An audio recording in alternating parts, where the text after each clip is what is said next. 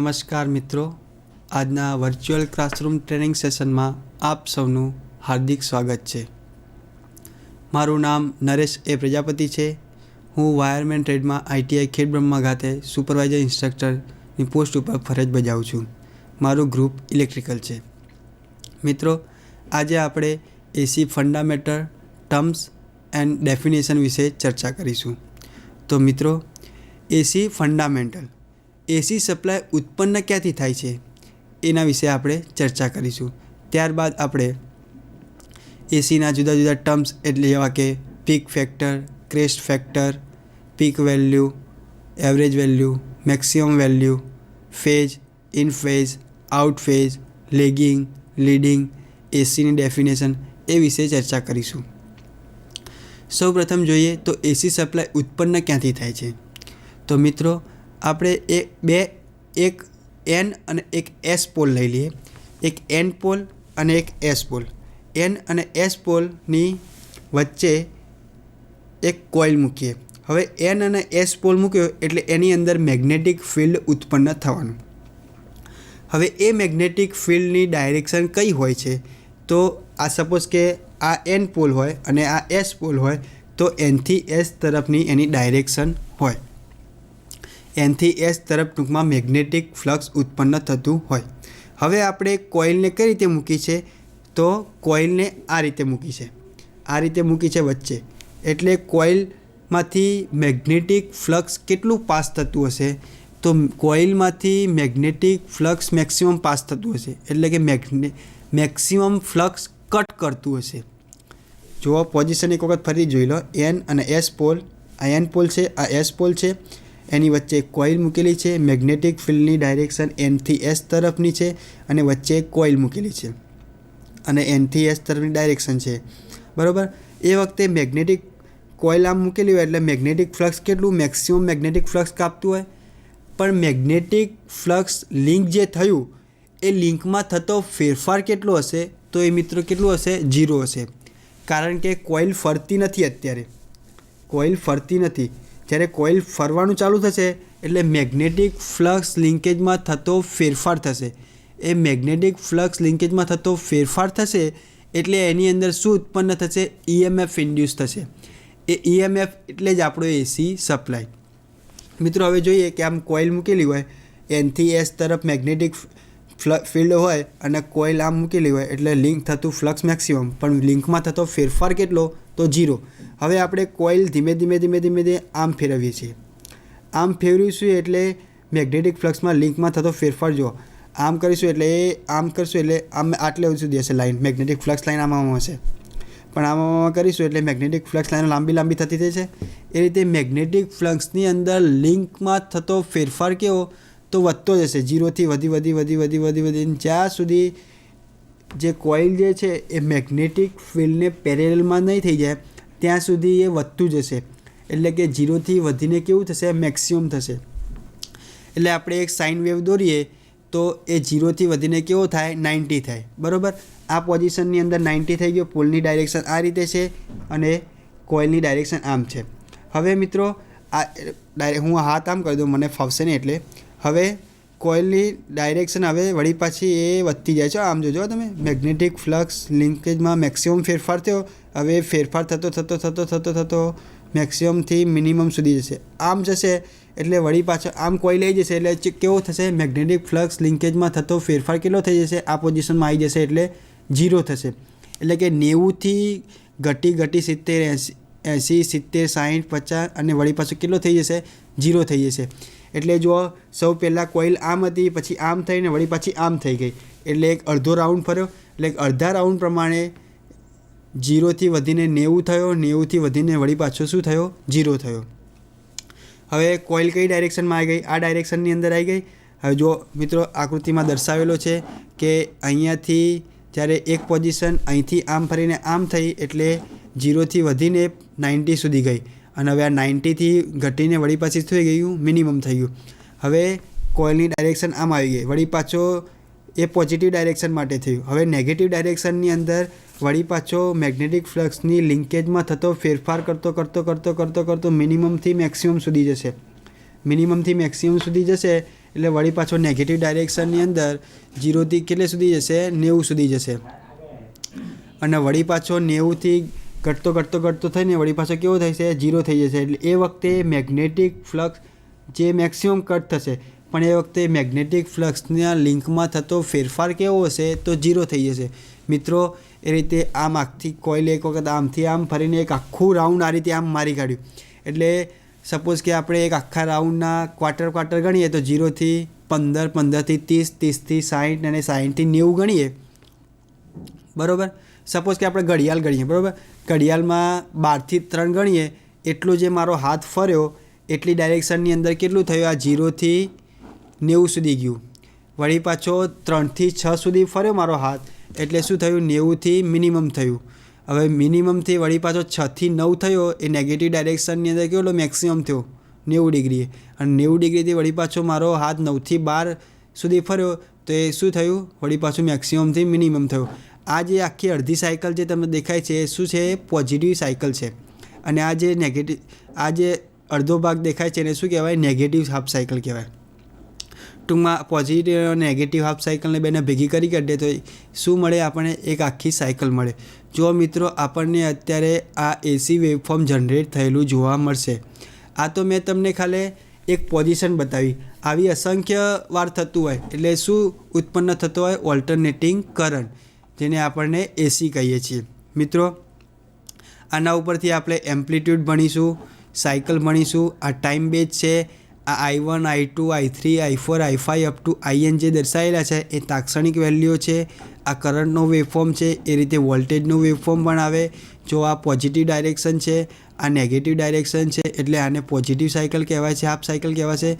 આ નેગેટિવ ડાયરેક્શનની અંદર અડધી સાયકલ જે છે એના નેગેટિવ હાફ સાયકલ કહીશું મિત્રો હવે આપણે 1 બાય 1 આની ડેફિનેશન જોઈએ તો સૌ પ્રથમ છે ઓલ્ટરનેટિંગ કરંટ તો મિત્રો ઓલ્ટરનેટિંગ કરંટ એટલે શું તો ઓલ્ટરનેટિંગ કરંટ એટલે એવી ઓલ્ટરનેટિવ ક્વોન્ટિટી કે જેના મૂલ્ય અને દિશામાં સમયાંતરે ફેરફાર થતો રહે એટલે કે જો આપણે પહેલાં આગળ જોયું તે પ્રમાણે જો અહીંથી કરંટ વધીને પહેલાં 0થી 10 થયો 10થી 20 30 40 50 60 80 90 થયું બરાબર પછી 90થી વળી પાછો ઘટીને 80 70 60 50 વળી પાછો મિનિમમ થઈ ગયો 0 થઈ ગયો વળી પાછો 0 થઈને વળી પાછો નેગેટિવ ડાયરેક્શનની અંદર વધ્યો 90 સુધી અને 90થી વળી પાછો ઘટીને 0 થઈ ગયો એટલે આ 0થી 90 થયો 90થી 180 થયો 180થી 270 થયો 270થી વળી પાછો 360 થયો એટલે કે એની મૂલ્યમાં અને આ પોઝિટિવ હાફ સાયકલ હતી આ નેગેટિવ હાફ સાયકલ હતી એટલે કે એની દિશામાં પણ ફેરફાર થયો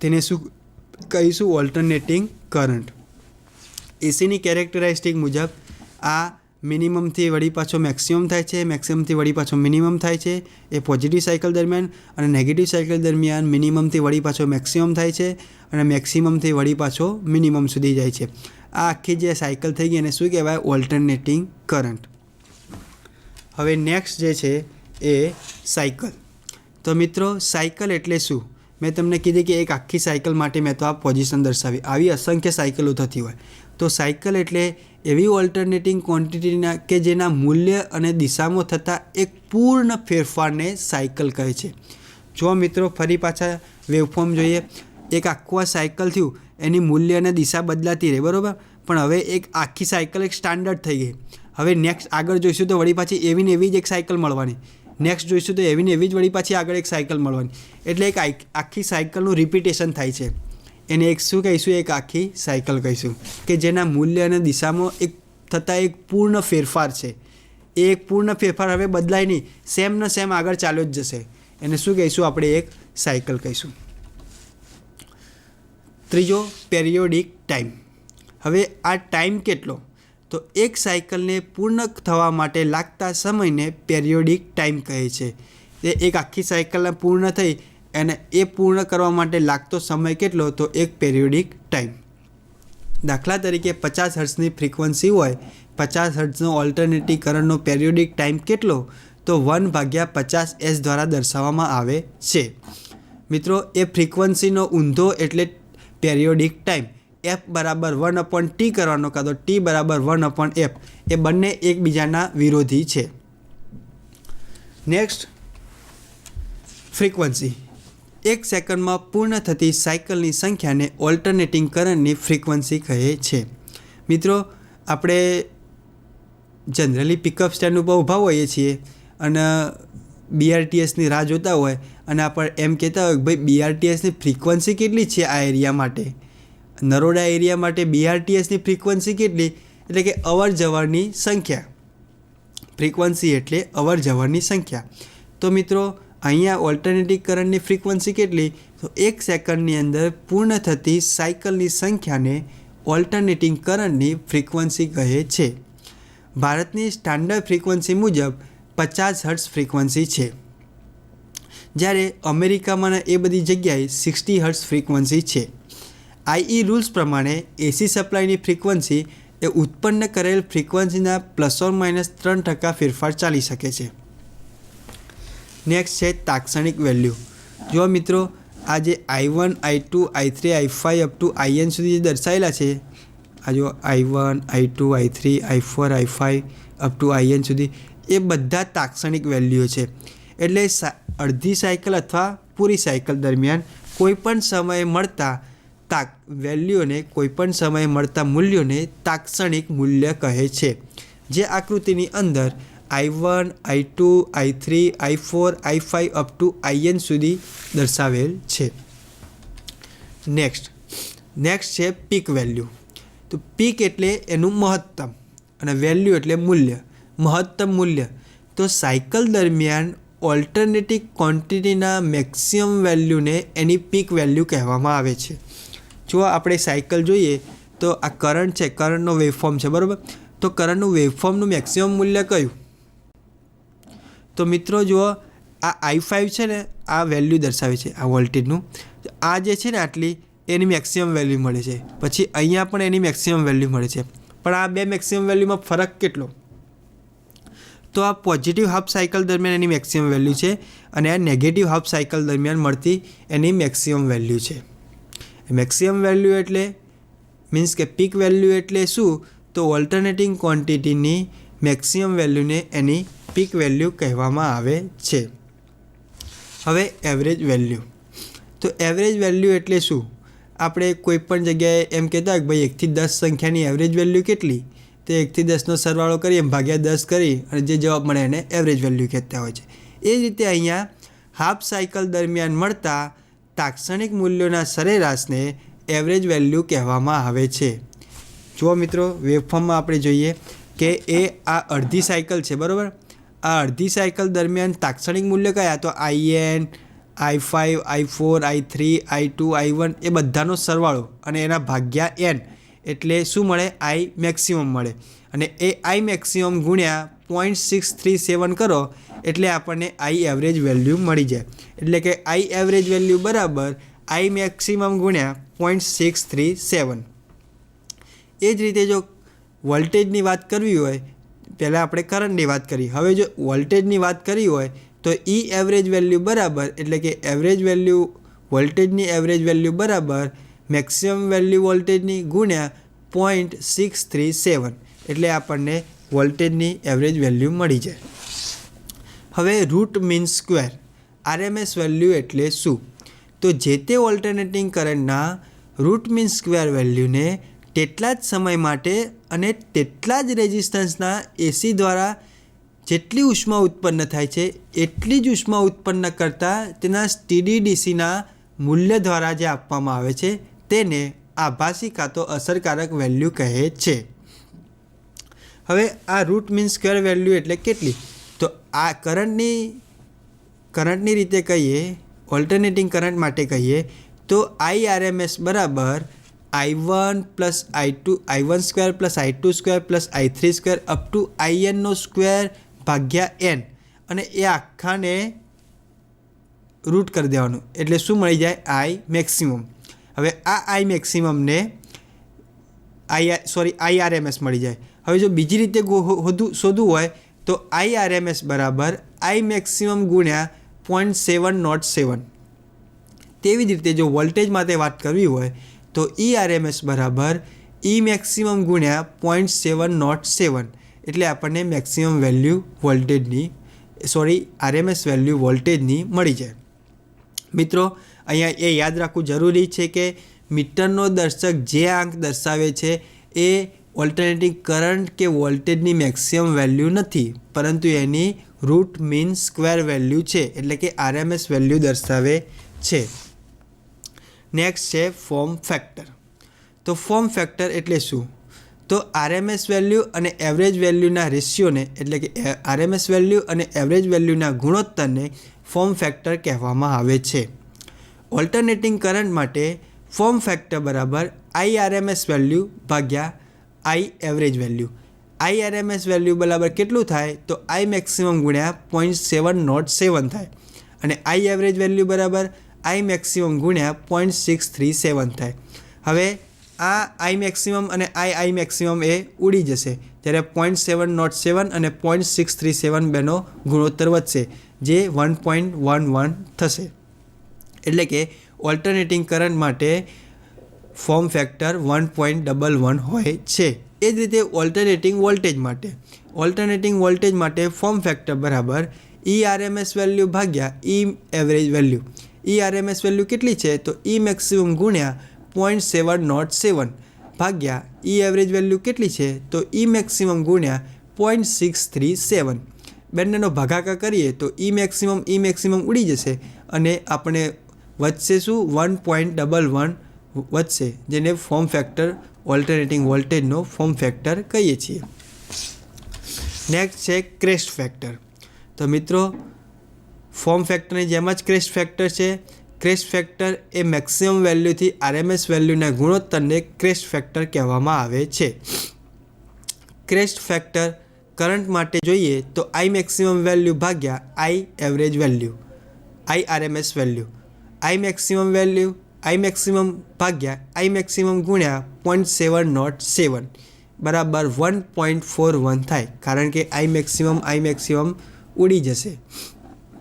એ રીતે જો વોલ્ટેજ માટે ચર્ચા કરવી હોય ક્રેસ્ટ ફેક્ટરની, તો E મેક્સિમમ વેલ્યુ ભાગ્યા ERMS વેલ્યુ, E મેક્સિમમ ભાગ્યા E મેક્સિમમ ગુણ્યા 0.707, એટલે E મેક્સિમમ ઉડી જશે, 1 ભાગ્યા 0.707 વધશે, એનું જેનું સાદું રૂપ આપતા 1.41 મળશે. એટલે કે વોલ્ટેજ અને કરંટ માટે એનો ક્રેસ્ટ ફેક્ટર કેટલો હોય?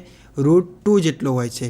√2 સાદું રૂપ આવો અને એનું વર્ગમૂળ કાઢો, 2નું વર્ગમૂળ કાઢો તો 1.41 મળશે. સ્કેલર ક્વોન્ટિટી નામ પરથી માલુમ પડશે કે જેનું સ્કેલ પરથી નામ પડશે કે એનું કંઈક મૂલ્ય હશે. તો જે ક્વોન્ટિટીની ફક્ત માત્ર મૂલ્ય જ હોય, એની દિશા ના હોય, તેને સ્કેલર ક્વોન્ટિટી કહે છે. વેક્ટર ક્વોન્ટિટી કોને કહીશું? તો એવી ક્વોન્ટિટી કે જેનું મૂલ્ય અને દિશા બંને હોય તેને વેક્ટર ક્વોન્ટિટી કહીશું. વેક્ટર ક્વોન્ટિટીનું નિર્દેશન સીધી રેખા વડે દર્શાવાય છે. પછી આવશે ફેઝ. તો સંપૂર્ણ સાયકલ દરમિયાન આપણે એક હાફ સાયકલ જોઈ.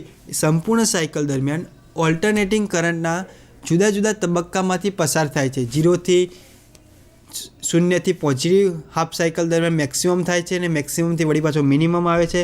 નેગેટિવ હાફ સાયકલ દરમિયાન મિનિમમથી વળી પાછો મેક્સિમમ જાય છે, અને મેક્સિમમથી વળી પાછો મિનિમમ સુધી આવે છે.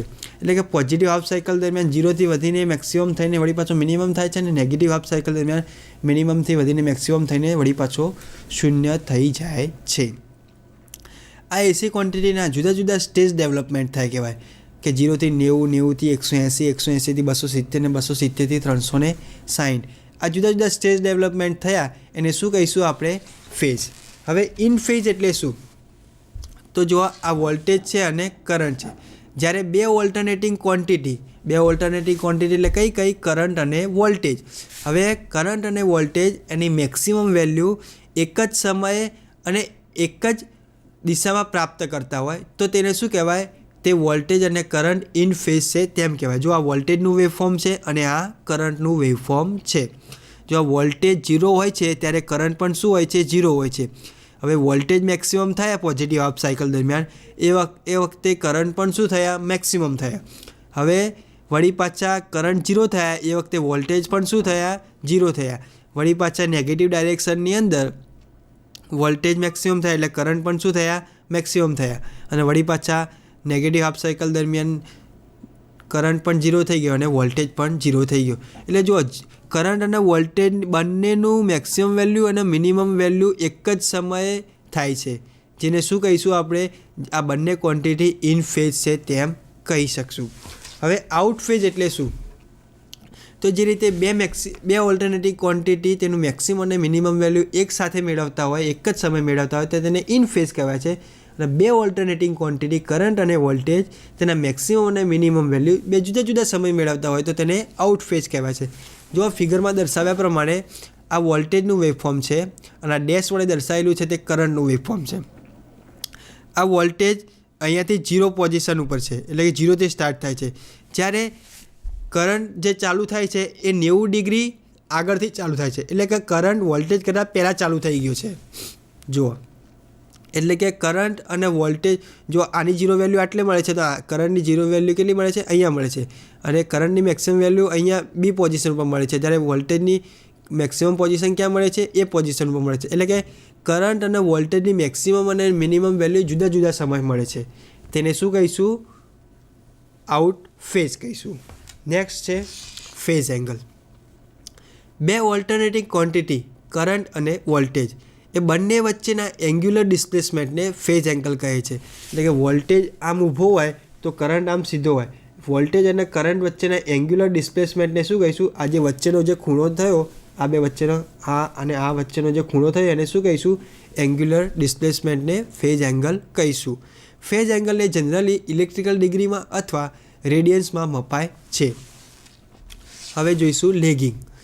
તો વોલ્ટેજ કરંટની સાપેક્ષમાં તેનું મેક્સિમમ અથવા મિનિમમ વેલ્યુ એ વોલ્ટેજ કરતાં પાછળથી મેળવતા હોય. એટલે કે વોલ્ટેજ કરંટની સાપેક્ષમાં તેનું મેક્સિમમ અને મિનિમમ વેલ્યુ પાછળથી મેળવતા હોય. વોલ્ટેજ એ પહેલાં મેળવી કાઢે છે અને કરંટ પછી મેળવે છે, તો શું કહીશું? વોલ્ટેજ લેગિંગ છે તેમ કહીશું. ફરીથી સમજશું. વોલ્ટેજ એ કરંટની સાપેક્ષમાં તેનું મેક્સિમમ અથવા મિનિમમ વેલ્યુ પાછળથી મેળવતા હોય તો તે વોલ્ટેજ લેગિંગ છે તેમ કહેવાય. એટલે કે આની અંદર કરંટ એની મેક્સિમમ વેલ્યુ અને મિનિમમ વેલ્યુ વોલ્ટેજ કરતાં પહેલાં મેળવી કાઢે છે, એવું એનો અર્થ થાય. તો એને શું કહીશું? લેગિંગ વોલ્ટેજ કહીશું. લીડિંગ. તો વોલ્ટેજ કરંટની સાપેક્ષમાં એનું મેક્સિમમ અને મિનિમમ વેલ્યુ કરંટ કરતાં પહેલાં મેળવી લેતા હોય તો તેને શું કહીશું? લીડિંગ વોલ્ટેજ કહીશું. મિત્રો, આજે આપણે એસી ફંડામેન્ટલ ટર્મ એન્ડ ડેફિનેશનની અંદર આજે આપણે એસી વેવફોર્મ કઈ રીતે જનરેટ થાય છે, crest factor, form factor, lagging, leading, phase, in phase, out phase, alternating current એ બધી ડેફિનેશન વિશે ચર્ચા કરી. મિત્રો, તમે મને ખૂબ જ ધ્યાનપૂર્વક સાંભળ્યો એ બદલ ખૂબ ખૂબ આભાર.